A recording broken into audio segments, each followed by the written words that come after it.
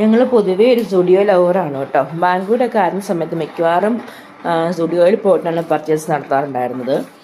ബാംഗ്ലൂരിൽ നിന്നൊക്കെ മാറി ഇങ്ങോട്ട് ഗുൽബർഗയിൽ സെറ്റിലായി കഴിഞ്ഞ് പിന്നെ ഇവിടെ വന്ന ആ വർഷത്തിലൊക്കെ ഞങ്ങൾ അന്വേഷിച്ചായിരുന്നു ഇവിടെ സ്റ്റുഡിയോ ഉണ്ടോ എന്ന്. പക്ഷേ ആ സമയത്ത് ഇവിടെ സ്റ്റുഡിയോ സ്റ്റാർട്ട് ചെയ്തിട്ടില്ലായിരുന്നു.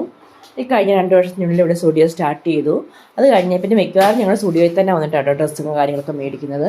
ഇവിടുത്തെ ഡ്രസ്സിൻ്റെ ക്വാളിറ്റിയുടെ കാര്യത്തിലാണെങ്കിലും സെലക്ഷൻ്റെ കാര്യത്തിലൊക്കെ ആണെങ്കിലും നമുക്ക് 100-ൽ 100 മാർക്ക് കൊടുക്കാം കേട്ടോ.